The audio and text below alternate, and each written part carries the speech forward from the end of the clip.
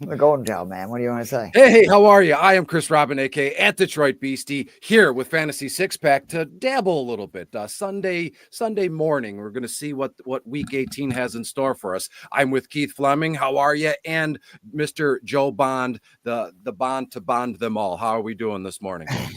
What's going on, guys? Joe's didn't even rub it in my face, which I appreciate when I first jumped on about Washington, destroying my Falcons' playoff chances last week. Thanks for that. Appreciate it. Yeah, absolutely, man. I texted you during the game. I got no response. It's because I was losing my mind, man. Because I knew it pretty much came down to that, and I knew that they're the Falcons. They were going to blow it. That's what they do. Yeah, it's okay to take things personal. Joe, yesterday in the morning, I was on a broadcast, there was a fantasy grievances kind of deal. And I went off. I went a little bit over my time. I swore a few times, which is no big deal. But I had mentioned you and your rankings, right? And if you don't finish first, everybody you're a loser anyways, right? If you don't finish first, you're last. You don't finish last. Yeah, there you go. Projections are off, 1 yard, 4 carries, you're a loser. Everybody's a loser if they're not doing exactly what we're supposed to. And that's just giving folks free stuff and specific stuff and just free.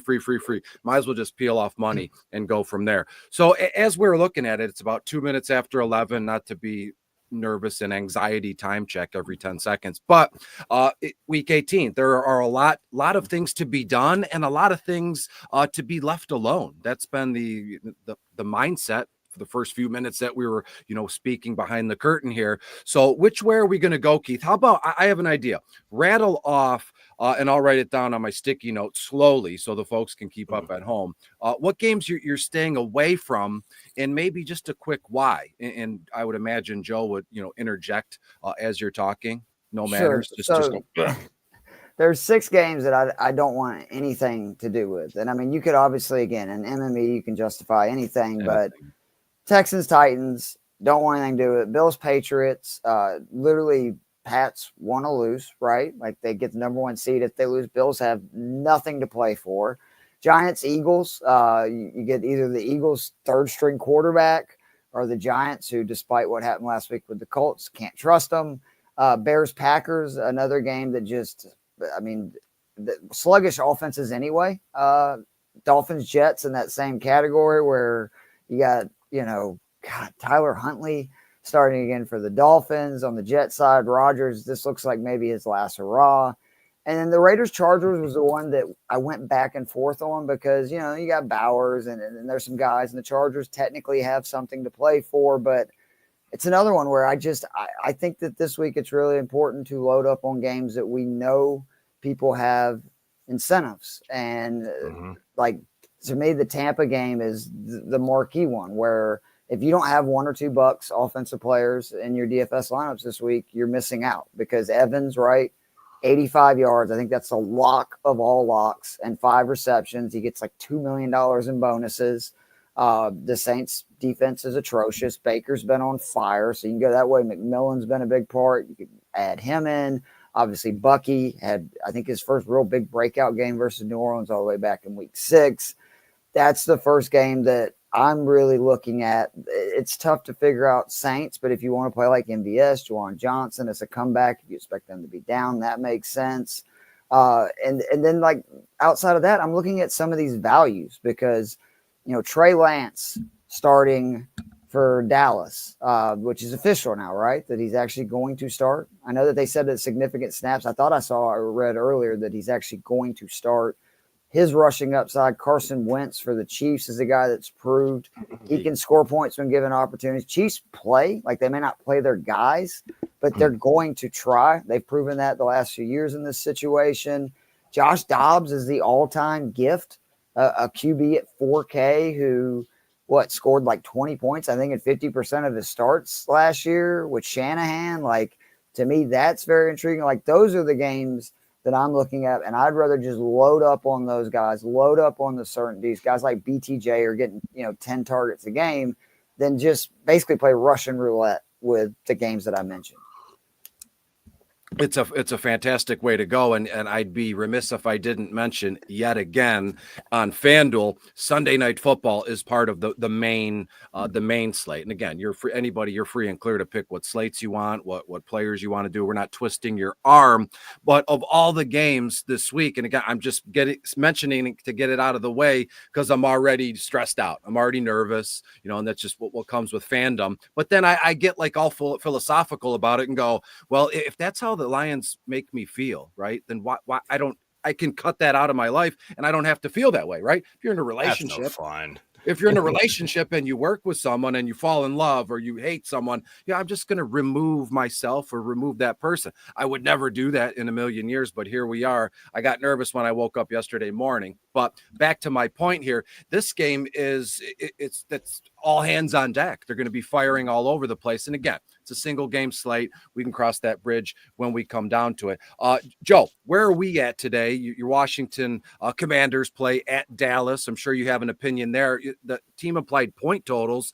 They have Washington around, let's just call it 26 total points in comparison to Dallas around 19 or 20. Where's your head at around this one? I mean, I think they're gonna go pretty heavy at it. I think they wanna lock in that better seed. It does actually. I think there is an advantage. I actually do think they have a legit chance of winning their opening round matchup if they can win. Playing the Rams, I believe, is who they would get, as opposed to possibly playing. I think it would be the Eagles if they lose. No thanks. So I know we beat the Eagles, but yeah, that was without Jalen. I'd send you one heck of a gift bag if Washington knocks off Philadelphia. And again, it's all the fandoms. I would send AJ a little something different, maybe. Is Ertz? You think a lot? Like I saw Ertz is one of these guys that huge bonuses if he gets 9 receptions. I think it's 90 yards. I think he needs 2 touchdowns for the other. It is, but do you think that that's something where? Again, Washington is an offense that outside of McLaurin, they don't really have a ton of pass catching options. Do they maybe feed him the ball? Because he's somebody who's very intriguing to me at 4K this week. He had, I think, 14 points versus the Cowboys earlier this year. Yeah, I mean, I think there's something to those incentives. And obviously, I think, the players and the coaches want to see them get them, obviously. I don't know if they're going to force feed 9 targets. Or 9 receptions. That's a lot. I don't know. I don't have the stats up in front of me, but I don't know if Zers has ever caught 9 passes this year. My guess would be no. I don't think he has. Yeah, that's a lot. He's got a couple touchdowns. I'll give him that. 2 last week, averaging around 10 yards a reception. So he's had 7 is the most he's had this season versus Chicago, and several games with 6, including last week. Okay. Not to steal your response away, Joe, but just in front of me, 5 maybe 6 targets, 3 to 4 receptions, around 40 yards. There could be an alternate timeline here where Zach Ertz, they say, we'll just rest him and give him some peace. He's an older man, stayed relatively healthy this season. Fingers crossed for Washington fans. But the only thing at play here would be the playoff seeding. You're already in, and in a team that wasn't expecting to do quite this well with Jaden Daniels as quarterback.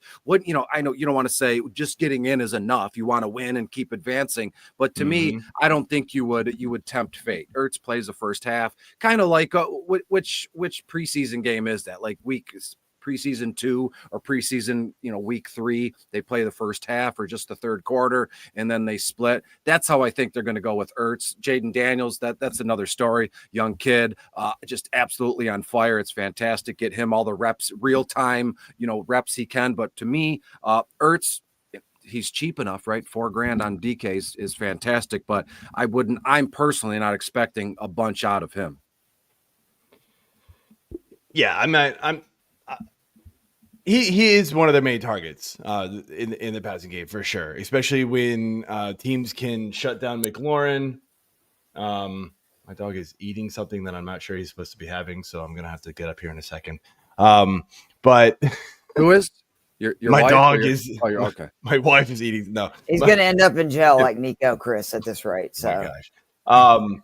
No, but I think whenever we see it, like when teams can shut down Terry McLaurin, we get Zacchaeus, right? Heavy game. You see Zach Ertz going, getting a big game. So it's just a matter of if McLaurin can get open enough, then I think that's gonna do it.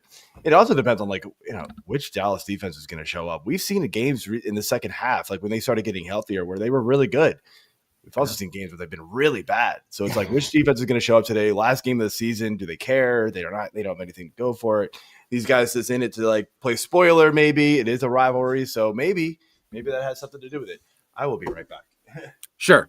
As we transition here, it's 11 minutes after 11. So I know girls, they like to make a wish when it's 143 or when it's 222, 333, all the same digits in a row. Day. Now there's 4 in a row, 111. It's 11:11.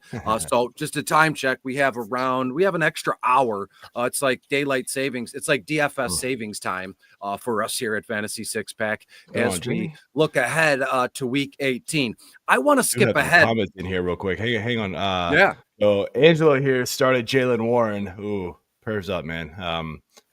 Yeah, that was not a pretty game by anybody on the Steelers, except for of course Najee Harris decided to show up, which he hasn't done that in a month. So that's always nice. Knocked on right? On his dome. In the usage article that I write, it's I was saying the last one I did was saying that Warren, this offense is struggling and they're struggling to keep up, and so Jaylen Warren is reaping the benefits, and of course last night just goes off. So it is what it is, but Dion, man, that's legit. And he's got the Kansas City championship flag. So Dion is just draped in gold. And things are coming up, all things Dion. It looks like this morning. Yeah. Yeah. Dion, hit me up. We'll send. I'll send you Keith's Cash App tag, and we'll get him some dough to ship Nico to dog jail or human jail, county jail, whatever we can do. We have Pollard over here needs 83 yards. This is a good point.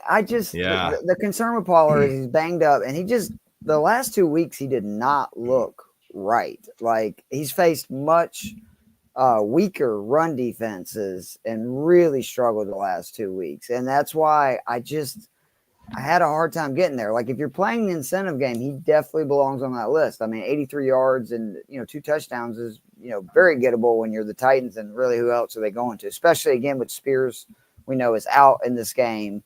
It's his second comment that Jamie has is the guy that I keep circling though. Yeah, Tyler, because that's very doable, right? And that's 11 points immediately without doing anything else if he just hits that incentive where he gets. And it's almost like you could just see Kyler almost trying to force this because it's in his hands. Honestly, he can just scramble out. Marvin Harrison or McBride can be wide open. He'll be like, nah, I got this. Against San Francisco. He can buy a lot of additions to what's the video game that he plays with an extra $750K. Call of Duty. So yeah, so it's Fortnite or whatever it is, maybe. Yeah, I don't know. One of those. I really do though. I wonder, and I mean that's a game too. Again, that it doesn't look sexy, and I get that, but it's actually one that I have a lot of players in because again, I think Dobbs at 4K, it's hard not to play him in cash. Just having seen what he's done as a starter. Again, Shanahan's one of the most creative dudes on the planet. With no Debo, if you want to play Garendo, that makes a lot of sense. He's been great when he's been the featured back. Can't win anything of importance, but Shanahan. But I'll go from there. That's fair. We're talking fantasy. We're just talking fantasy. I know. Got to get my digs in where I can, right? The Niners pass catchers are very, like IU got 3 of the 4 targets from Dobbs on his only drive last week. So, that's great. Obviously, Jennings. And then, Purcell also a real value. But it's the Arizona side where, like, Michael Carter is probably my most owned running back at 4,700 on DK. Yeah. He catches so many passes, and he's good. Like, he's serviceable. He's one of those guys in cash that I love because 10 points is his floor if he's getting the majority of the snaps. And we know Benson's on IR, Connor's out. So he's going to get, most of the rush attempts plus the passing game. Yes, DJ Dallas will probably still a little bit here and there, but like I like playing, those pieces where like I have either Dobbs Garendo or Dobbs and Purcell and then run it back with Carter because that allows me to put like the BTJs and the Bijans and, Thielen, these expensive guys in my lineup because it's a very cheap core. Mm-hmm. If it matters, I have Michael Carter.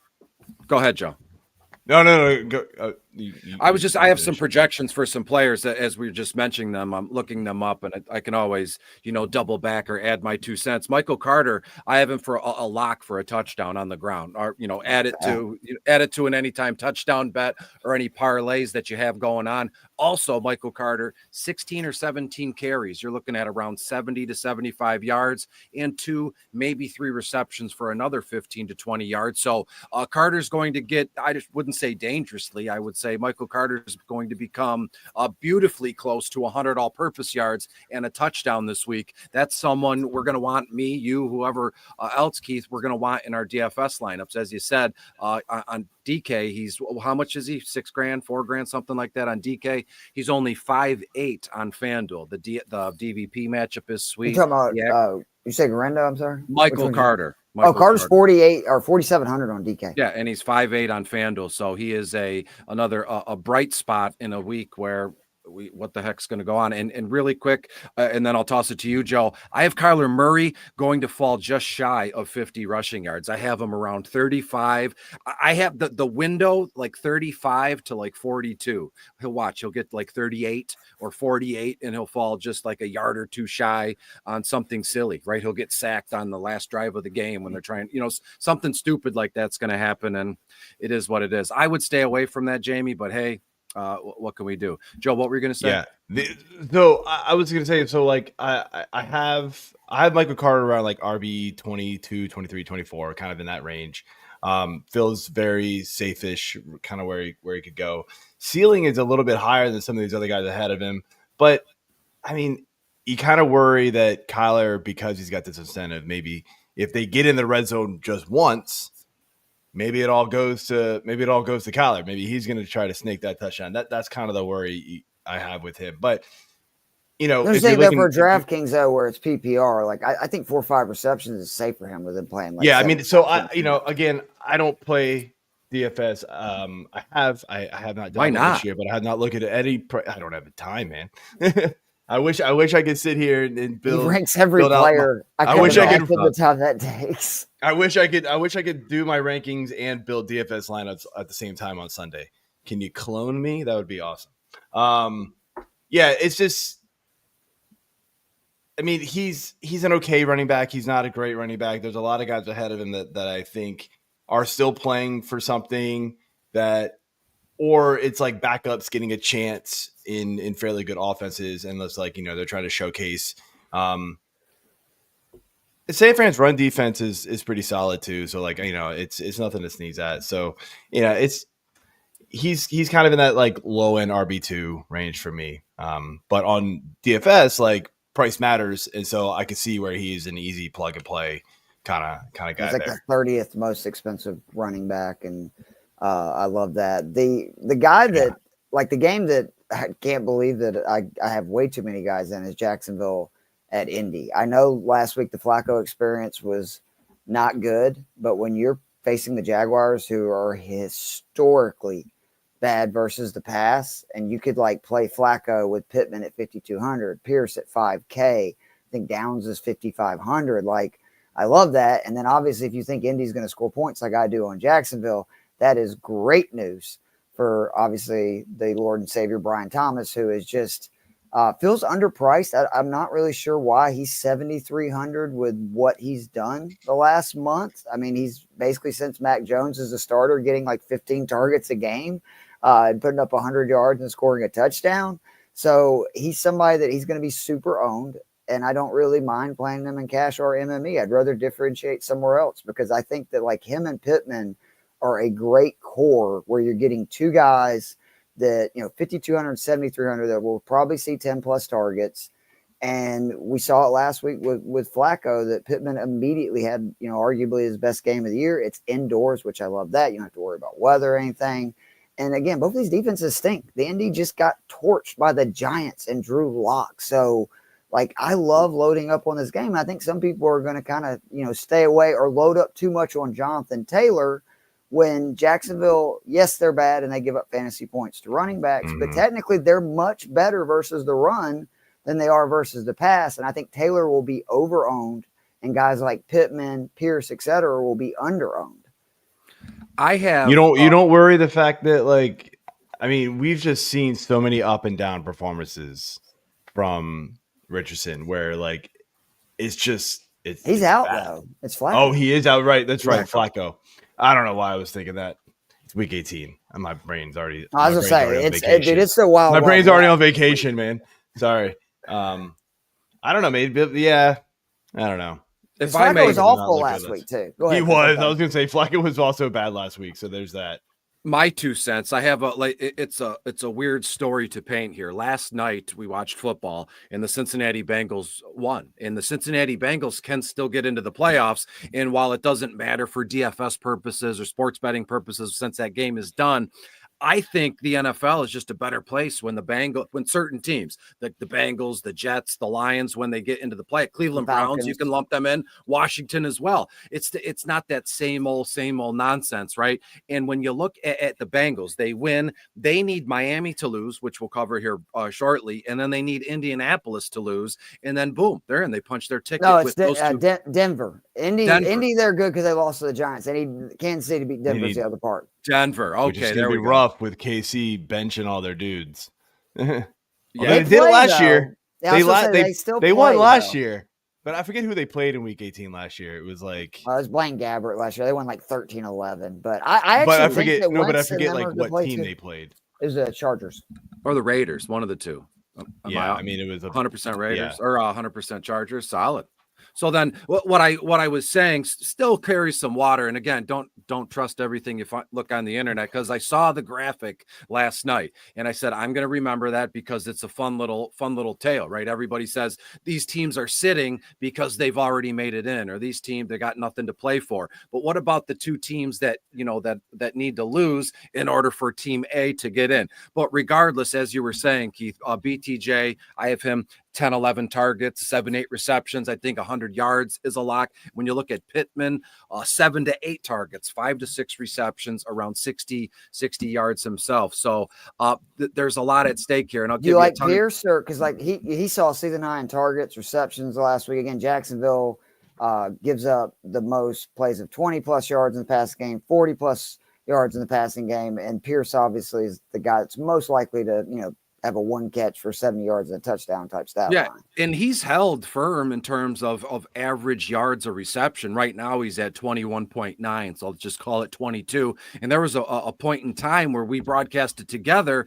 There was a few week stretch where Alec Pierce led the NFL in yards per reception. And again, he's held in the 20 or more yards of reception all year. Targeted 67 times, has 35 catches, 767 yards. So it's a bummer he won't get to 1,000 unless he has like an otherworldly game where it would. I'll have a very good DFS day if he does. Let's put it that way. So. Yeah, he needs just shy of 300 or 243 yards. He needs to get. I mean, not out of the realm of possibility, but it's Jacksonville. It's definitely possible. They're such a bad pass defense. That would be nuts. Last week he had 122 yards and a touchdown. So it's literally boom or bust for this kid. And why not, back-to-back weeks booming? Last week, as I said, 122 yards, a touchdown. So we shall see. It's strange to me that Flacco moves the needle. How we could set our watch by the stacks or the players we want to talk about based on if Flacco's the starting quarterback. I completely overreacted last week when Richardson got, he ruled out, and I pushed Josh Downs like a lot of people way. Oh, everybody did. Dude, and then it was Pittman and everybody else that went off, and I was like, So the issue, and I didn't realize they're not running 3 wide receiver sets as much as they used to, and so his snap percentage was way down, and that was actually why he was not as involved, is because Pierce and Pittman, are the outside receivers. So unless they're running 3 receivers, which they have not been doing a lot down the stretch, he's just not out there. So they need, if they get down, Downs could have a huge game, because again, they'll be in a lot of 3 receiver sets. But if they're up, just be careful with that. With Downs, he's the most expensive of those 3. I think Pittman's the safest of the 3. And I actually think Pierce is the upside play if you're looking for like MME again, with just Jacksonville giving up so many big plays. Yeah, we do have a question here. I have some very deep rosters. Should I run Crowder or De'Ami Brown? Angelo wrote Zacchaeus, and I feel you on that one. But I don't think he has a choice. This is a team where it's that you can't just pick and choose. I'm guessing. I'm gonna roll with Brown. I do think when he is active, he is the higher targeted guy. I don't really like either one. The one thing that we've really got to consider with this, and I don't wonder if you would just pivot off of it completely, is Eckler's back this week. So how much does he take away from like these third, fourth receivers on the team when he's healthy? And I think it's a Washington a lot, fan. actually. What is the benefit of playing him in this game? I think just getting in some reps. Okay. So you probably make it a small snap count. It's just I bet he doesn't get crazy like usage. We'll see though. I mean, like I feel like it's turned into a Rodriguez game, right? Like I don't think you. Yeah, I mean, I don't think you bring him back if he's not healthy, right? I mean, you don't risk it, but yeah, to be fair, I bet it's not his full workload, but of Jamison Crowder and De'Ami Brown, yes, De'Ami I would play, but I don't think he sees much, if at all, work. No. Right, they're in the playoffs. He's been nursing a hamstring injury. Why tempt fate? So give me Crowder, who Crowder was a DFS and fantasy, golden goose years ago. And then I saw him returning a punt for the Commanders last week. And I go, holy smokes, Crowder's back. Right. Back where it started. And when we look at Eckler briefly, some 4 to 5 carries around 20 yards and looking at 2 to 3 receptions for another 20 yards. So you're looking at like 40 all-purpose yards on 6 to 7 total touches here. So Eckler to me, why not? How much run is he going to get in the playoffs? I mean, I'd imagine it's just Brian Robinson, up. He was their most effective back though, most of the season, wasn't he? Then he got his bell rung, and who knows? The older you get, the worse those things are, those concussions. And that's why he's been on the shelf. We watched that game where he had the concussion. So we shall see. Last week, even Chris Rodriguez stole a touchdown right out from under Brian Robinson Jr. So I'm guessing, and Joe, you could speaking about your favorite team. I mean, I would imagine that would be the 1-2 punch. Granted, they would love to get Eckler in there, split out wide maybe, and we're talking once the playoffs start. And again, anything is possible once we get out of week 18. Before we say anything more, it is 11:28 a.m. We have about an hour and 32 minutes before lock. Make sure you get to the website fantasy6pack.net or find them on Twitter at Fantasy Six Pack. And again, if you're seasonal and dynasty, your seasonal run is over. You won championships. You placed in the money. Think about just putting a few bucks back into the website as a happy new year. Thank you for all the hard work you boys and girls have done this season. And if you're looking to rebuild, I'm sure there's trade charts, articles of all. When it comes to that, we got golf content coming, Chris. We got DFS, it all, bro. the NHL DFS is rolling, which I'm going to dip my toe in that pond sooner or later. And JJ has a bunch of NBA DFS content almost every day. So whatever you're looking for when it comes to the sports world, DFS, sports betting, seasonal content, whatever you're looking for, you can find it here at Fantasy Six Pack. We also are going to be doing a lot of NFL draft content. We're going to pick up the pace on that this year for sure. So I'm going to the Senior Bowl again this year. I might be. I gotta talk the wife into it, but you might be going. I got media credentials, so we'll see. Alan's going. So dude, come on, man. Maybe I'll dust my press pass. Dude, I was looking at transportation down there. It is a pain in the you-know-what for me to get down there, man. Birmingham is not the greatest place in the world. You can, though, fly into Atlanta and ride with us. That is what Alan is doing. I will offer that 110%. Chris, same invitation to you if you want to go, bro. I'd prefer to go to the draft. Which not to big time. I've covered before. There was the Aiden Hutchinson draft and Kayvon Thibodeau and everything there in Vegas. That was fantastic. You guys go to the Senior Bowl. I'll go to the draft and we'll cover it and we'll have 1 million views and 1 million followers before we know it. I got to run, but I want to rip through these last couple of comments here. So Jamie's asking, does Evans get his 5 and 85? The 85 yards is going to be close, but I do think 5 is easy I think it's they're a lot. I think they're really gonna push it. I think they're really gonna push it. I mean, New Orleans has been bad. 22 receptions, 315 yards, 4 scores the last 3 games. The big thing, Kate Otton's been out. He's out again. And the other thing people are forgetting is the kryptonite to Mike Evans is gone. Marcus Lattimore no longer with the New Orleans Saints. I expect Evans to get back at New Orleans for all the years that he's had these shitty games, including earlier this season, because Marcus Lattimore literally was his kryptonite. Evans is one of my most owned players, whether it be cash or M. I think it's a lot to get that 585 and a score. Yeah. So this one, I'm going to skip one, and we'll get back to it. Hopkins, I just don't know if he gets it. I mean, KC's got literally nothing to play for. Wentz throws to tight ends at a crazy rate. But I mean, like either way, 30% of the time. No Gray in your lineup, or is he sit too because he's actually been used? I think they use him because since Hollywood Browns came back, he's been a starter. Like he's had 2 targets the last 2 weeks. Yeah. I think he's going to get some run. Now, it's a very fair question. Is he going to play the entire game? That I don't know, but I do think at least the first half, he's going to be involved, especially Hendershot. Yeah. That was who Kevin Tompkins was talking about the other day. He's 2,500 on DK. And again, 10 attempts per game the last season that started 5 or more games were going to tight end. So, I mean, that is a dude that throws to tight ends at an unreal rate in Carson Wentz. Yeah. So skip this one because I think this could be a very long conversation. But what coaches should be fired tomorrow? Oh, baby. There's a lot. I have a few. Some of them aren't as popular. What's his name in Green Bay should be fired for the heck of it, just because he's a baby. He's emotional. Detroit fan. Yeah, he's emotional, and he gets all. There was a dude in the Lions game when they played in Green Bay, the season ticket holder. They kicked him out of the stadium, and they revoked his seasonal passes and seats because that him and LaFleur got into it on the field before kickoff.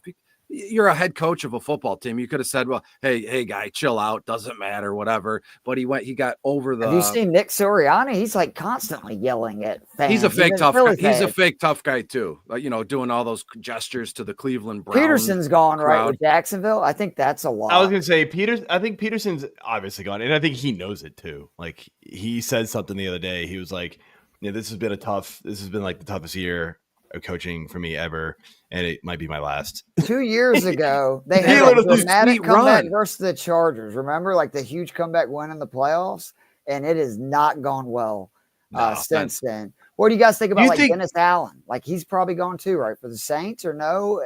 Antonio Pierce is a question mark to me. New England's the one that I'm like, get rid of him. Like I think you have this generational quarterback. There's some really good coaches out there.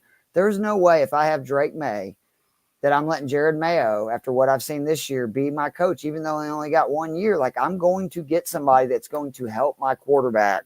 Whether that be Vrabel, whether you try to go get Ben Johnson, like whoever. I think there's a lot better options out there. That's the one to me that's most intriguing. Man, can you imagine Drake May with Jim Harbaugh as his coach? He's like the quarterback whisperer when he's in college, when he's in the pros. I mean, he's got Herbert playing at a high level. Personally, I think Gerard Mayo, he should go, right? What was he? He's a linebacker. I mean, what does he know about coaching a team? But he got more time in than me coaching an NFL team. I think Antonio Pierce should stay in Vegas. Why not? The players, once you lose a locker room, you're toast. But I think there is still some things for him to do. Dennis Allen in New Orleans, I think he's already been fired, and they said let's keep it hush. You finish out the season, and we'll go from there. Dable sticks around? No, I was going to say I keep hearing I think he should. It's the GM, not him. Right, it's the GM that seems to like him for some reason. It doesn't make any sense. Because I think what he did 2 years ago with them going, what was it, 10-7 or 11-6? Like that was first a bad roster. First year as the head coach. Joe Matz will tell you it's a really bad roster, and he thinks that Daboll's a good coach. He said the problem is just, last year they win meaningless games versus Washington and New England down the stretch. It cost them literally Daniels and May. This year they have the number 1 pick locked up, and they beat the Colts for reasons only they can know. Like it's tough, man. Like I understand the team and the players and the coaches want to win, but at some point, it's like, what is better for your franchise? Guarantee you're going to get one of these stud QBs or winning a meaningless game in December. It's not even close. Can you imagine if one of us made a mistake, like the Giants GM letting Saquon Barkley walk, and then you watch him literally rewrite history for the new team and etch his name in other NFL statistics and records? I think they did him a favor, though, right? Like, because they knew he wasn't going to be that kind of back for the Giants with their line and stuff. And they actually were like, look, I love the video. I've watched it a million times, though, of the owner. All he said to them was, teenage son, if Saquon signs with the Eagles, that's going to be tough for us. And it's exactly what happened. He rushed for 2,000 yards. I wonder what would a mistake be comparable to like what us was just like, we don't have millions drafting of Kyle Pitts at number 4, I think would be a comparable for first overall, or like a piece of advice we give someone that like sends ripple effect across the board for like a month. I did tell everybody to play Mason Rudolph last week, so sorry about that. That is tough.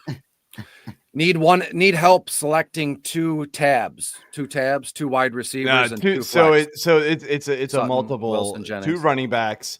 So it's 2 running backs out of this, and it's full PPR. So Corum's a lock for you, right? I'm leaning Corum is Carter? Easy for me, and Carter. I didn't see. I thought the rest were wide receivers. Gainwell is solid. Given this is 2. Yeah, it's Corum. Let me pull up some projections. I'd probably go Gainwell Carter, for me. But I understand Gainwell. I just worry that the Eagles are going to also back off Gainwell, where depending, like maybe he only plays that because he is used. I know it's not a lot, but he gets 4 or 5 snaps every week. Carries. And I worry he's going to get included right in the basically you're sitting everybody deal where he plays, maybe a quarter or a half, and then he's out the second, to where I know Michael Carter's going to play the entire game. Had the same concerns about like Dobbins. That's why I kind of like the Dobbins is a little farther down than he normally would be for me in the rankings, but because I don't know how much they're going to use him. For me, it's Gainwell, then Carter, then I guess CEH. That I have Clyde Edwards and who's a New Orleans Saint. I had a clue he wasn't with Kansas City anymore. He's back in the Bayou. Yeah, I have back home. Didn't he play at LSU, Louisiana State? So Clyde. The good news is that we might be able to use a lot of these guys because he needs 2 flex also. But let's go to the receivers here real quick. Sutton, Wilson, Jennings, McMillan.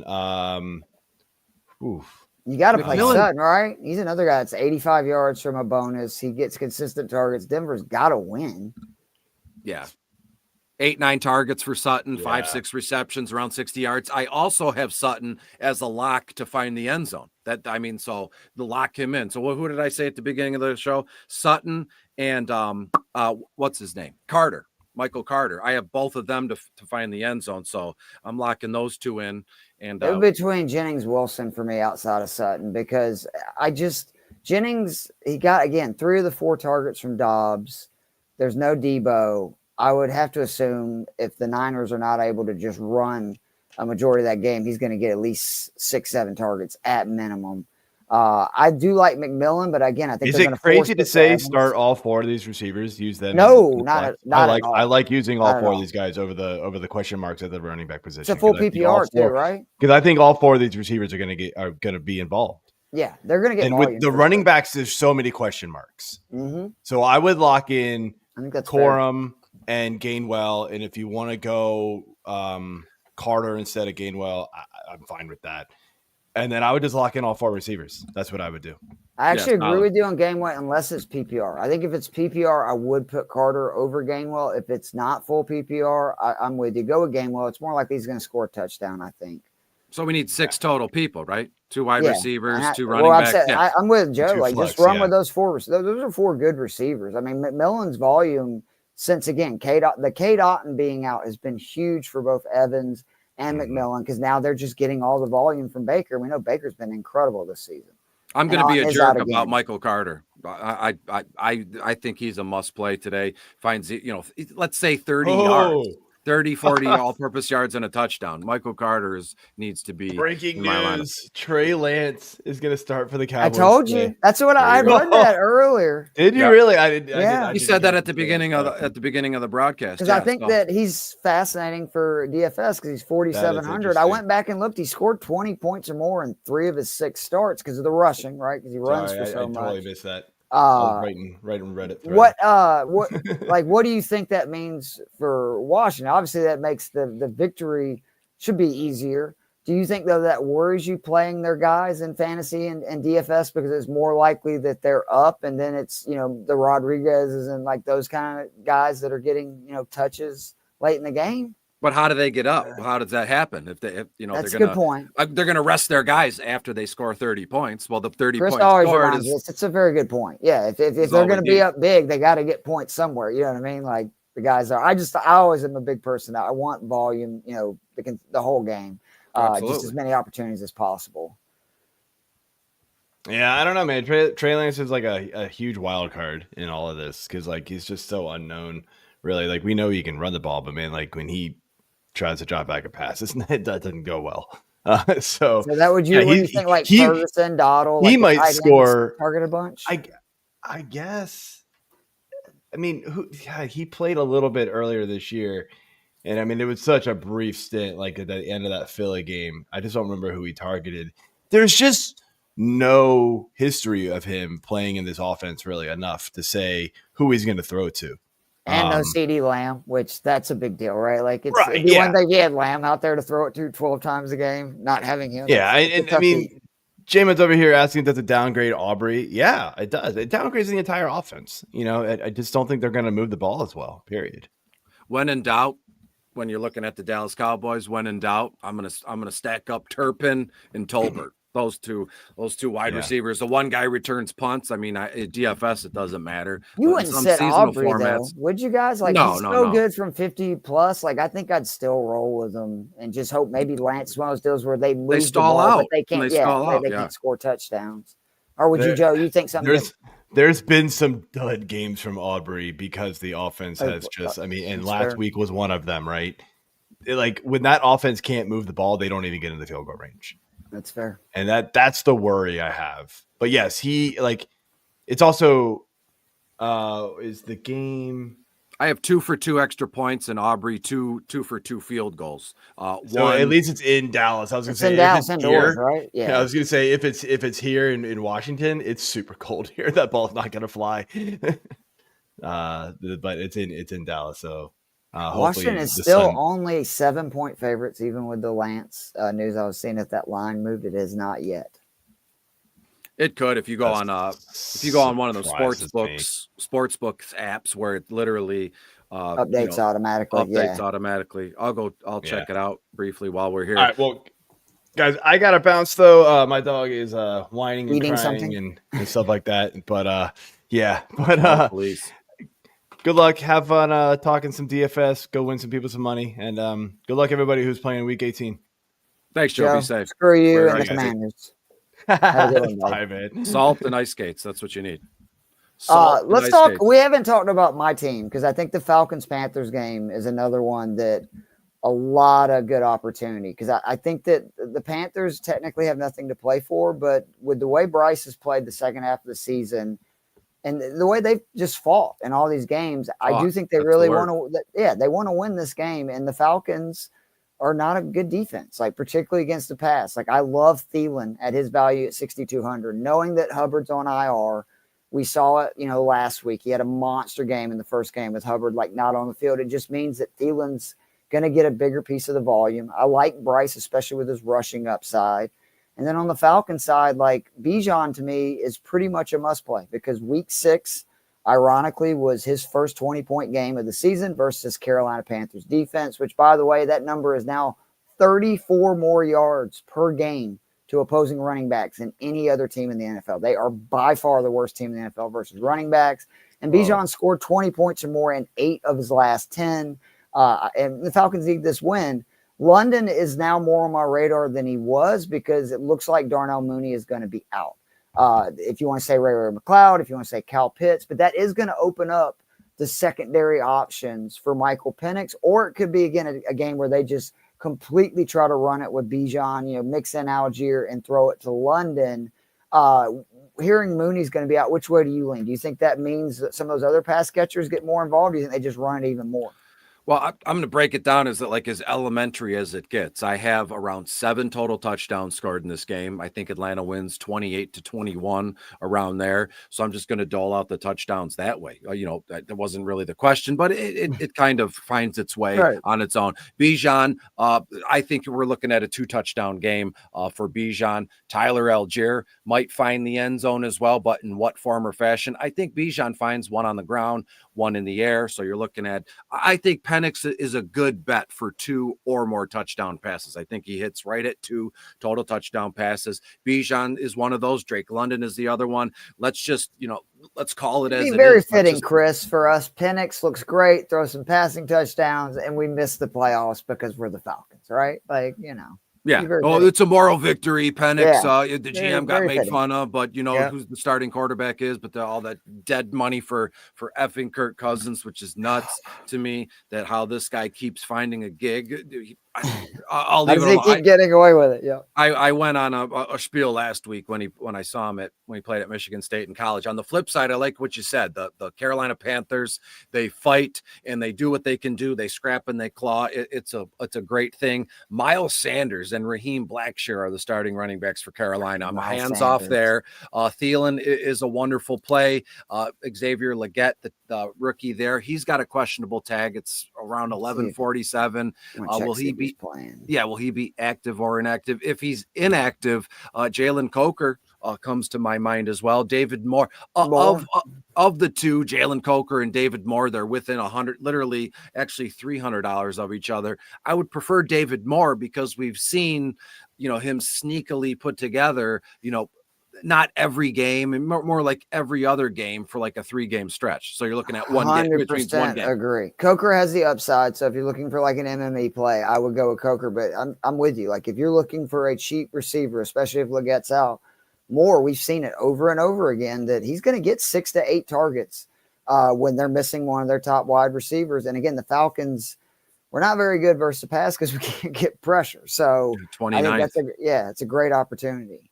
And then what to me, I would look, Drake London and Bijan. That's the big bang is active combo. Actually. They just announced it. So, and as you said, because of the money, the $300 less, that says something when you're looking for a DST or even a kicker. Kickers are within $100 of each other. So are DSTs. There's something I like. I've been on Ray McLeod like all season from a DFS perspective. I don't see a reason why, if, as I said, Atlanta hangs 28 points, I don't see why Ray McLeod, doesn't, catch something, kind of at the line of scrimmage, that screenplay for wide receivers in the red zone. Amon-Ra, they run that with him all the time. Even AJ Brown, they do that as well, right? You just throw him the ball. I was at the game. London got knocked out for half, and to your point, Ray slid right into the number 2 receiver role with Mooney. So I expect him to be on the field in 2 receiver sets seamlessly. And he's sneaky, he's shifty. Those are all for football. That's great. If you meet someone at work, he's sneaky, he's shifty, you're not going to want to hang around them. But when you're talking about pro football players, sneaky and shifty is a good thing. And then lastly, this is a perfect time to end this game, Carolina and Atlanta. Kyle Pitts, your thoughts? I mean, it was nice to see him catch a touchdown last week. Was absolutely shocked that you could tell Penix has not been with the Falcons long, that he went there on a 4th down, needing a touchdown to save your season. I again, like, Pitts is not worth his draft pick, obviously, but I understand his frustration. Everybody's worked at a job where you feel underappreciated and, they don't make it a focal point to go towards him. And unfortunately, I just think it's a deal where Pitts is going to end up going somewhere else, and that's where he's going to take off. But today, with Mooney out, especially if say the Panthers get up, there's a very good chance that you could see Pitts have, I think maybe a second game all season where he gets 7-8 targets or more, because I would think that would be, other than Ray, the next person basically you're looking at outside of London in this passing game. And Carolina's also struggled with the pass. Like, again, they're so bad versus run, teams just run on them a lot. But they also struggle versus the pass. We got 2 questions in the chat. Would you go Bowers, Hawkinson, or Kraft? I can't sit Bowers for the volume. He's going for the rookie record. It's not a great matchup, but I mean, he's brought Bowers. Like he's going to get probably 10 targets at a minimum, right? No, absolutely. And then when you look at Hawkinson going to fall in comparison to Brock Bowers, going to fall, I'd say a reception or 2 short, around maybe 15, 18 yards short as well. Sure. Will they both catch a touchdown pass? Fine, sure, but then that makes it a wash, and you got to work your way back. Receptions, if it's PPR, yardage, you go from there, and it's Brock Bowers all day. Bowers needs 9 receptions to break the tight end record. He's already broke the rookie tight end reception record, receiving record. He's broke the all-time rookie reception record, and he is 9 receptions away from breaking the all-time tight end reception record. And once he does that, I think someone's going to sit him down and go, okay, it's time to, just bick your head. Enough. I mean, yeah, you look 40 years old, and that's always my fear. That's why I bick my head. A comb over the big long driveways. Leave it alone, kid. You're a rookie, but you look like you're, at a barbecue and 45 years old, cooking on the grill. He looks rough. Luckily, I watched him. That's why I told people not to worry about it when everybody was freaking out seeing what he looked like, standing next to Gronk. He's generational. Andrew wants to know Pittman or Pollard. For me, Andrew, actually, if it's PPR, I am going with Pittman. Again, Jacksonville, dead last in DVOA versus the pass. Dead last. They gave up the most passing yards per game in the NFL. They've given up the most passing touchdowns per game in the NFL. They give up the most 20-yard or more plays, 40-yard or more plays, and they're a pass funnel. Like I know that people look at, Taylor in their metric. It's actually they give up so many receptions to running backs is why they're so high on DK. Because I think if you look at fantasy versus running backs overall, they're more in the middle of the pack because, again, if you're not getting that full point for the reception, they're both good plays. I can't trust Tennessee's offense to where I would trust any passing attack versus the Jaguars. We saw Pittman get 10 targets last week with Flacco, who will be starting again. Yeah, I have Pittman 7-8 targets. I mentioned this briefly at the beginning of the broadcast. 7-8 targets, 5 to 6 receptions, around 60 yards. If he finds the end zone, it's gravy, and we're on easy street. Where are we going to go next? We have maybe 3-4 games left, if that, and probably half of those are on your do not play. I'm interested in. Let's touch on Seattle and the Rams. That game is one. Mm-hmm. This is one that we can chat about. You look at the Seattle Seahawks are in LA, playoff implications. Actually, Seattle, I believe, I don't think they've been eliminated just yet, but there's only one spot left in the NFC playoffs. And I don't think Seattle is favorable when it gets to that. And I'm bringing it up now. I'm just trying to fill space. Gino, I know, has a passing incentive where he gets $2 million with 185 passing yards. We know Kenneth Walker's out again. They've been eliminated. I thought that I couldn't remember. I know that was something weird, but I think they had it was actually somebody else losing last week, knocked them out. But JSN 6,100 to me feels like for cash, one of the best values on the board. I mean, I know he ended his double-digit streak over the last 8 games, scoring 21 per last week. But, I mean, let's be honest. Like, his biggest game of the season came versus this Rams. He had 7 for 180 and 2 touchdowns. And, again, Gino needs, it's 185 yards. He gets a $2 million bonus. I have a pretty good feeling that Gino's going to throw for at least 185 yards. I know I would. I love JSN. What do you think about Charbonnet? Because he's obviously so involved in the passing game and with Walker, but he's kind of expensive, I feel like, when you can play guys like Michael Wilson, or we'll talk about in just a second, the guy on the Rams side who's going to get his opportunity, who's cheaper. Like, I just like JSN's basically, or Gino are the only 2 Seahawks that I feel really comfortable playing. And if you want to throw in Charbonnet or Fant, that was the other guy I was going to say, I do like those plays as well. Yeah, when I look at Charbonnet, $7,000 on FanDuel, looking at around, the projected snap percentages, around 85% of the offensive snaps, which is solid. That's fantastic for a running back here. I have Zach Charbonnet, and his price is it's actually relative after I give you the projections here. 17, 18 carries, looking around 75 to 80 yards, going to average just shy of 5 yards a pop, locked to find the end zone as well on the ground, and 4, maybe 5 receptions for another 30 yards. So to me, it's easy to say it out loud. 100 all-purpose yards are within reach and a touchdown. So whatever you think that is. And again, it's all relative, because to be fair, I would pay $8,000 on FanDuel for a running back that I knew that I absolutely knew could hang 100 all-purpose yards and a touchdown. All I know is that he'll find the end zone in terms of the yardage. That could, give or take 5 yards, 10 yards to me. But Charbonnet is someone I'm in on. I didn't know I was in on him until just now when I read out the projections. You know why? Because ahead of Week 18, I knew ahead of time we were getting together at 11.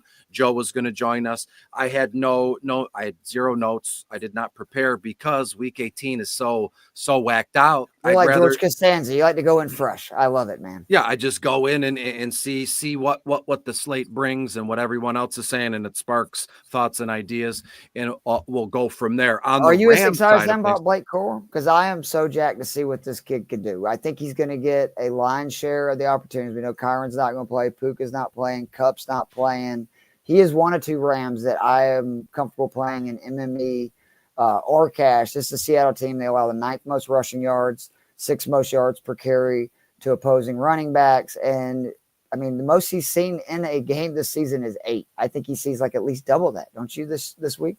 Yeah, I mean, I'm a Michigan Wolverines fan. I watched him play all those years. He was the heart and soul of a national championship team, a 15-0 Michigan team. Run every single snap that this kid runs hard. He had that, that overtime touchdown against Alabama. Mm-hmm. I mean, it doesn't matter. This kid is just a smash. He reminds me of like David Montgomery light, which isn't a slight. It's not a knock, but definitely not. He will run through you. He's built like a bowling ball. He's a wrecking ball. He'll go right through you. So to me, every single snap that he plays, he's giving 110%. And that includes the snaps where he's not even touching the football. He's going to block. He's going to do whatever he can to put his team and his quarterback in the best position. Kid's a gamer, and he just gets it. He doesn't. How many times have we seen that? Granted, he hasn't played much this year, obviously, but they drafted him for a reason. Long term, they have a plan for him, and he's not. He's not. McVay said he was excited to see what he could do, which I think that's significant for Coach to say that. Yeah.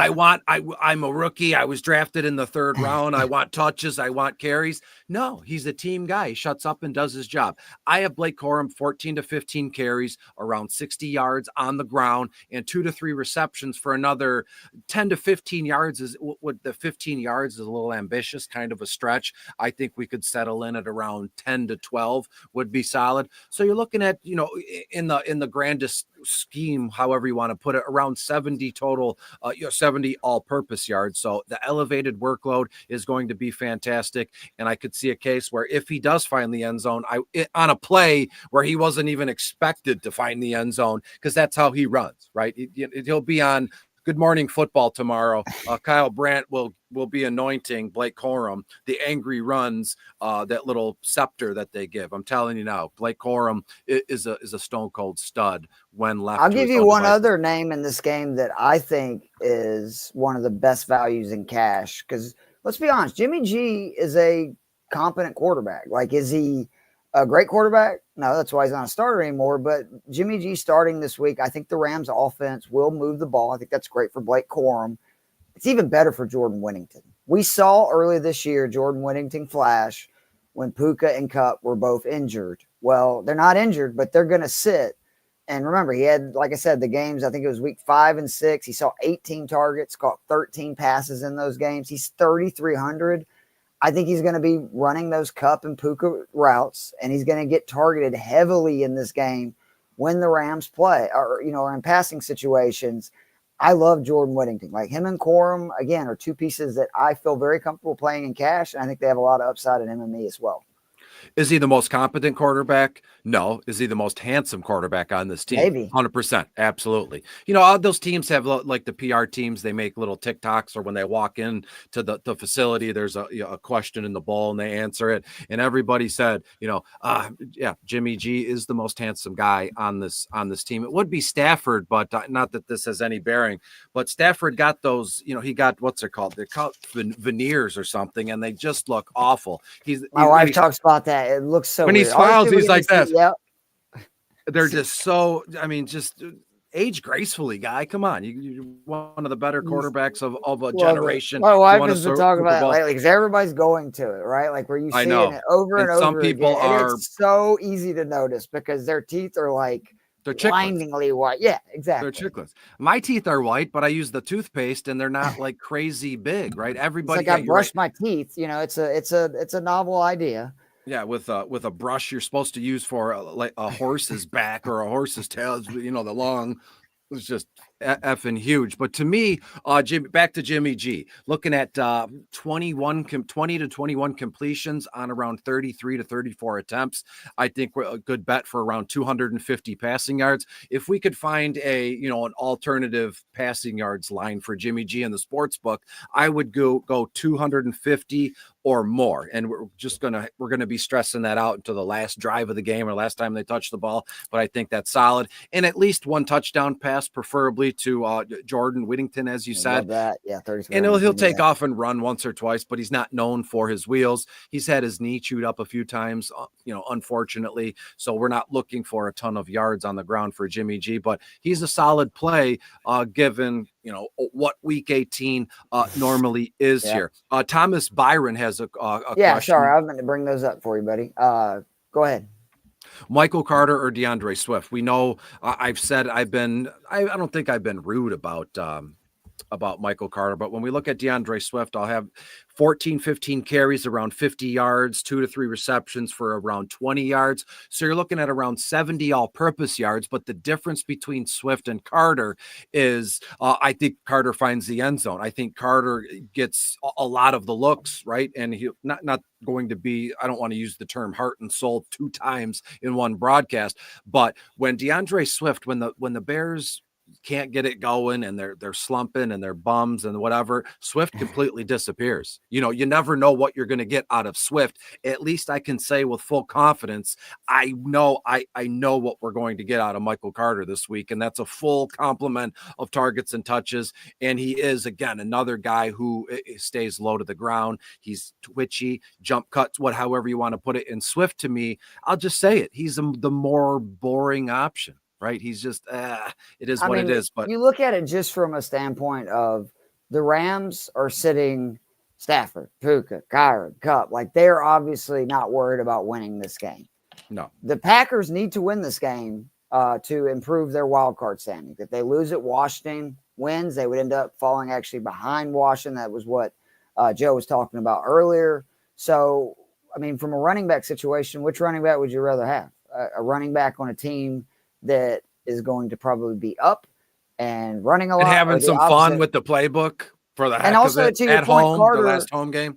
With Carter's pass catching skills too, I actually think that it's a safe narrative either way, because even say the Rams go out and they get up big, Carter's going to be big time involved in the passing game. So I'm with you.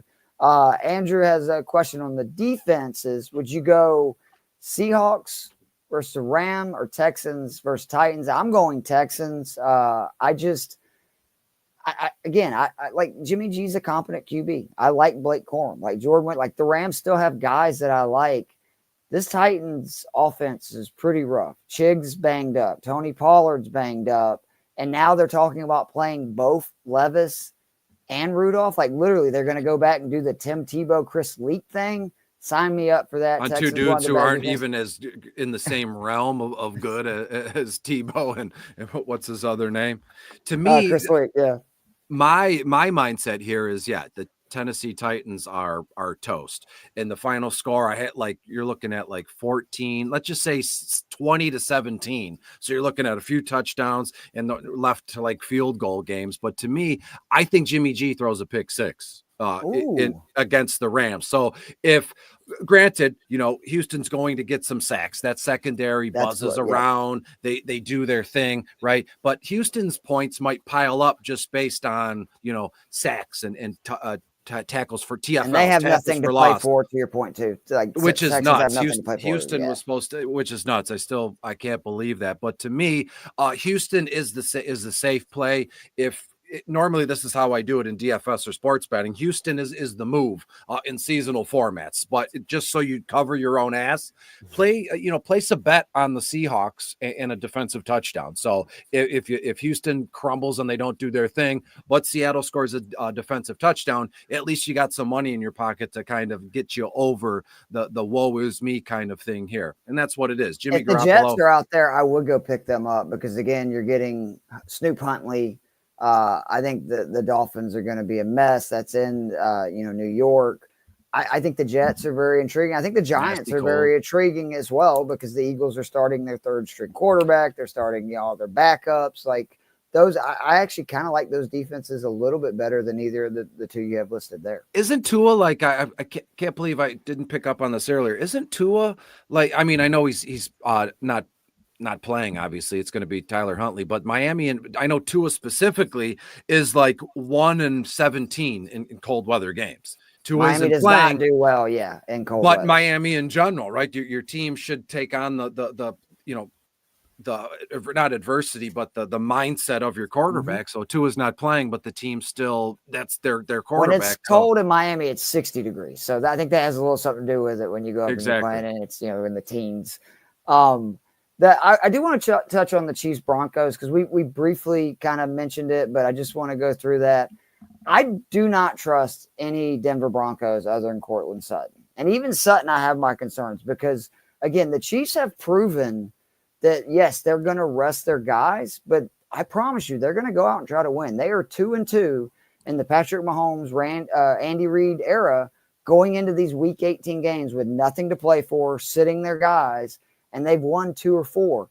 I really do like Noah Gray. Again, the concern being, will he play the entire game? But he's 3,800. I don't know if Hollywood Brown plays, but either way, it looks like Kelsey's not going to play. Like they're going to be sitting guys. And he, only saw 2 targets the last 2 weeks with Brown's return, but he saw 25 in the previous 5. And again, Carson Wentz in 2020, over 30% of his pass attempts were to tight ends in 7 appearances. And then in 2021, he played 6 games and he averaged over 10 pass attempts per game to tight ends. I also don't hate Carson Wentz, who scored 20 points plus in his last start, ironically, Week 18 last year. And he scored 20 plus points in 4 of his last 9 starts since 2021. Wentz uses his legs. He had 17 rush attempts last year in that game, over 50 yards and a touchdown. And in his one start, again, last year, 56 yards and a score on the ground. Wentz is playing for his job, right? Like he wants to be, maybe he's the next reclamation project. He's looking at this opportunity as if I play well, maybe a team will think I can be the next Sam Darnold, right? A quarterback in his mid to late 20s that if there's a job Kirk open. Cousins. Yeah, exactly. Getting Kirk Cousins money. Crazy. I mean, it is an opportunity for him. And like I said, Reed and the Chiefs have proven, like, just because they're not playing their guys doesn't mean they want to win. And I'm with you, Chris. If I'm the NFL, would I rather have the Denver Broncos, and no offense to Bo Nix and those guys in the playoffs, or would I rather have Joe Burrow? I'd rather have Joe Burrow. So if the Dolphins are losing to the Jets, you might see the Chiefs get some calls, which I know that would shock some people with them being the Chiefs and them getting calls at times. No matter which way you slice it. Right. Yes. What's it called? KC's going to get calls. I have a weird idea. And again, something I would have never thought of if left to my own devices, last night or this morning, just, coming up with plays that are, just slam dunks or in your face.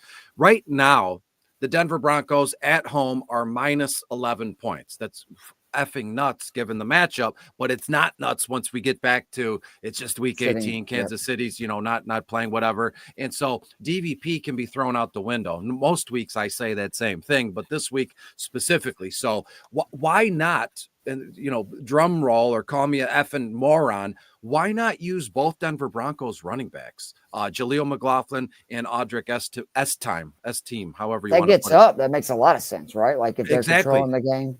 And Jaleel 5'9" on FanDuel, Audric 5'2" on FanDuel. Kansas City first overall against running backs. That doesn't matter. Don't let that scare you off of the fact that it doesn't matter here. I have Audric, 8 to 9 carries, around 40 yards, 1 to 2 receptions for maybe 5 yards. If he gets to 10 yards in receptions, you can win $1 million probably if you put money on that. And when you look at McLaughlin, 10 to 11 carries, 50 yards, and around 2 to 3 catches for 10 yards. So both guys combined, you're looking at around what's 5 plus 5 is 10, 900 and 200. It's 11. So you're looking at $6,100, or excuse me, $10,000, $1,100. You're going to get around 90 yards on the ground. You're going to get around 15 to 20 yards in the air, and maybe 4 to 5 receptions. So to me, why not run it? It's because it's just going to be that 1-2 punch all game. You can kind of turn it off and go, no matter what Denver does on offense, you can count on a carry or some sort of touch at least once or twice a drive. They definitely want to shorten the game once they have the lead. I mean, again, because the playoffs are on the line for them. I did want to mention Marvin Mims because something I didn't realize until we did some research. Again, I don't like him for cash, but if you're talking about multi-entries, he saw 8 targets last week. He ran 18 routes. Like, think about that. He only ran routes on 18 plays, and they targeted him 8 times. He's seen 25 targets the last 5 weeks. They finally have at least realized, like, we may not put him on the field and run routes all the time, but when he's out there, they're designing plays specifically for Marvin Mims, and we saw with the unbelievable 2 touchdowns that he caught, near the end of the game, really saving, we thought at the time, their season. I know since he won the game in overtime, but I do think that Mims, because again, Kansas City, great versus wide receivers, but to your point, they're going to be setting defenders too. Like, it's an opportunity for him in multi-entry to go bananas again. Yeah, he's topped 100 yards twice the last 4 games. Second-year wideout, could do it again. Why not? Gets these 100 yards again, and his 5th touchdown of the season for Denver. Let's prepare to wrap this thing up. A couple more games, if you'd like, or we could split here. It's 11 minutes after 12. We're 1 minute away from another 12-12. Make a wish again if that matters. I don't know why. I want to talk real quick the Vikings game. I want to know how you feel, and then like from a fantasy perspective. Sure. Well, when we're looking at this one, it is probably the biggest game in Lions regular season history, right? They're hosting the we know all the bells and whistles. I don't need to paint a picture of what, like a narrative there. The Lions can win. If they win, whoever wins this game locks up the number 1 seed. You get a bye week, and you win the NFC North. So there's your 14 wins and you get to go on a road, man. I can't remember states like this in the playoffs in a long time. To Tampa or Atlanta. Can you imagine? Can you imagine? The Atlanta gets in the playoffs and the Lions lose, and you have to face the Detroit Lions in the first round of the playoffs. Y'all would score 1 million points on us. I know. What's going to happen in that game, I think either way, if it's Tampa or Atlanta, like you can count for a shootout galore, whether it's Minnesota or Detroit, with the way both of y'all's offenses are cooking. And, specific players and price tags aside here, 2 very good teams. Minnesota has started to, I think Minnesota's still kind of ascending, right? You want to peak at the right time, and they could be peaking at the right time. If they win on Sunday, they're going into the playoffs just absolutely, smashing and lovely. And you got, and the loser, right? You have to go back home and you have to pack a bag, and we got to hit the road in the playoffs, and you have to stay on the road throughout the length of the playoffs. And then you're going to have to go face the team that you just played week 18 in the second round. Even if you win because I forgot, being the 4-5, that means literally then you're in the second round going to have to play a rematch either at Detroit or Minnesota. Yeah, it's a must win. There's literally no other option. I mean, sometimes you would say, well, there's there's no other option. Well, you can always spin a win or a loss, price tags, points, however you want to do it. You have to win this game. The Detroit Lions have to win. It would be absolutely huge. Alex Anzalone is active. He's back playing this week, and he is one of the defensive captains, him and Brian Branch. He broke his forearm a few weeks back, but Anzalone playing a great coverage linebacker helps out more than you know, right? So to me, the Lions have to win. You win the North, you get the bye week, so you're going to have probably a full week off, maybe 10 days, something How like rowdy that. is that Detroit crowd going to be? Like, when was the last time they had a home game that was this? Like, I think that crowd's going to be insane. Probably the divisional round, Okay. round last season, the wild card game Oh, the last Rams. season. That's right. Yeah. It was absolutely nuts. And you could point to a handful of games this season so far, but tonight in Sunday Night Football is going to be an absolute fucking, excuse my language, a madhouse. And I'm here for it. And I do think when you're looking at the over-unders here, 56.5 points, I think the over hits. I think we're looking at a 38. To me, I have the final score 31-ish to 24. I'm not going to, I get very weird and superstitious. I got my, I don't know how else to put it. I'm like over the moon excited, but I'm also like, dreadful. What does Detroit need to do to win this game? What would you say? Like, if this happens, I feel very good Detroit's going to win. They need they need a turnover or two. We need to pressure Sam Darnold. And if we can get to a point, if we can pressure Sam Darnold into one interception, I think it's going to lead to a few more, and he's going to get in his own head, and all those old tendencies might come back in a way. Right. So to me, if you can get the ball, turnover wise, you're going to be fine. Their offense is going to be fine. Jared Goff at home, Gibbs as a running back, Amon-Ra, everything is, and Jameson, we're going to take shots with him. Coming on big time. Like, he's been really good down the stretch. Everything's going to be okay. But when you look at the Minnesota Viking side of things, they're cut from almost the same cloth on offense. They have Justin Jefferson, stone cold stud. And again, he does very well against the Lions. You can't go anywhere on social media without, a Viking fan telling, well, Justin Jefferson absolutely feasts on the Lions. Sure, but you haven't beat the Lions in 4 games. Pretty much everyone. It's what my response to somebody like Jefferson. It's like, who doesn't he feast against? Exactly. And what if we see a case where not that either coach gives a shit about college football, but what if we see a game here where the Minnesota's head coach thinks he's got, we're cut from the same cloth as Detroit. We're hard nosed, we're gritty, we're salty, we're going to get in your face. And they try to, regardless of throwing the ball, they want to make it an effort to run the football. Aaron Jones, Cam Akers, and they just keep getting stood up and stood up and stood up. Like the Lions did with Buffalo, that came down to like 1, maybe 2 possessions. That onside kick was awful. Yep. That could have been the difference when Amon-Ra fumbled the football. All the Lions need just a stop or 2. That's all we're asking. And that's not, a normal game. Of course, you're going to get a 3 and out, or you're going to get, a drive is going to stall and you have to punt. We have to make at least 2 big stops on defense. You have to get the football in some sort of turnover.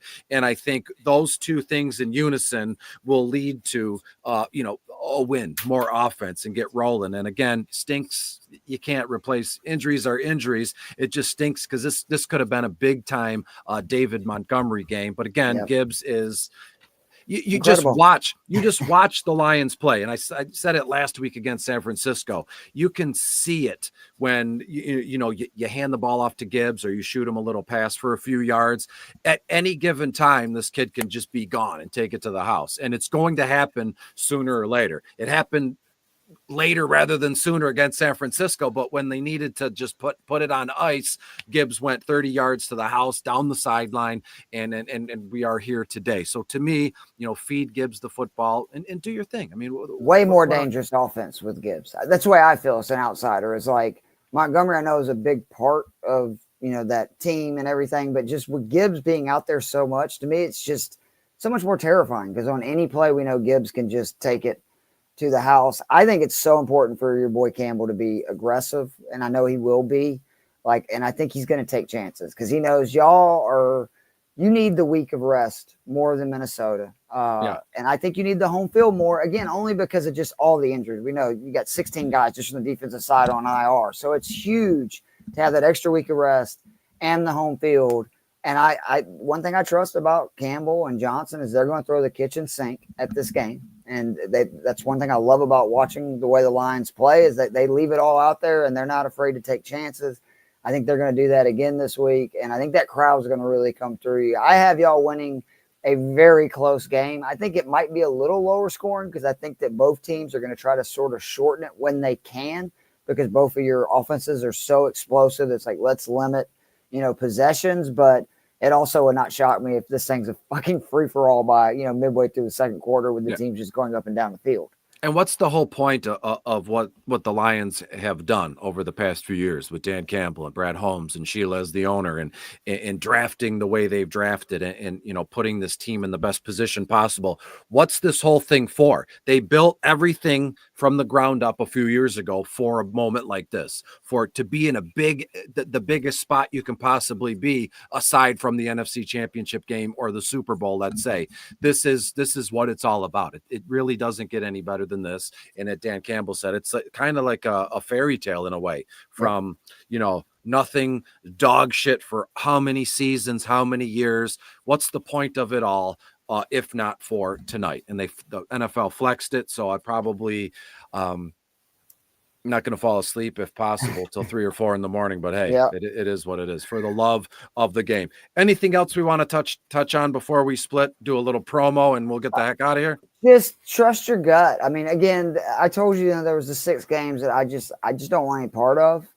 But if there was ever a week where, if you have a hunch or a feeling, this is, going back to the speech from week 1, nobody really knows what the fuck's going to happen today. I mean, I know we don't know in general, but I'm saying, like, literally today, we don't know how much people are going to play, motives. So don't be afraid to take your chances. I would say, though, in cash, be extra conservative. Like, I think people are going to take too many risks in cash, like single game double ups where, Trey Lance is, 5,700, Josh Dobbs is 4K. And it's like, just play your studs. Like, I mean, you could build lineups with, say, Baker, Evans, Bijan, Thielen, Pittman, like these guys that Brian Thomas, are going to get a ton of volume, and just sprinkle in some cheaper guys, because I think that people are going to get a little carried away in cash this week. MME, let it fly, because this is the ultimate, who knows what's going to happen week.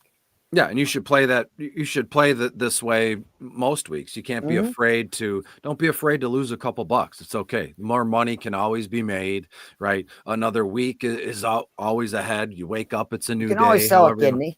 Yeah, I actually would, even right now, and I do okay, but I would do that anyways, because it'd be another a buffer of money. I don't know how much a kidney goes for, but I'm thinking like 30 grand, 32, something like that. I would do that in a heartbeat. Two. Exactly. Then you just got to live the right way. Drink water and you go from there. So for Keith, I am Chris Robin at Detroit Beastie. Make sure you get to the website at Fantasy Six Pack. Look around, see what's right for you, and come hang in the Discord. There, it is free, but there are some premium options in the chat. Just DM Keith, DM me. We'll get you where you need to be if that's what you're into. And if you won any fantasy football championships, or you got second and got, doubled your money, or you got your entry fee back, look, just put a couple bucks back in the website. Not asking for $1 million. Put a couple bucks in the website, because there's a lot of stuff that goes on here, behind the scenes, right? You look at a video, you read an article, and you go, well, why would I want to be involved with this site, right? There's only, there's a couple hundred views on all their videos. That's not the thing. We still do the time and the hard work, and it's still top-notch content in comparison to across the board. So you support us, we support you. Thanks so much. Have a great week 18, and we will catch you again soon for Wild Card Weekend. Once the matchups are set and the times are set, we will be with you. Thanks, everybody.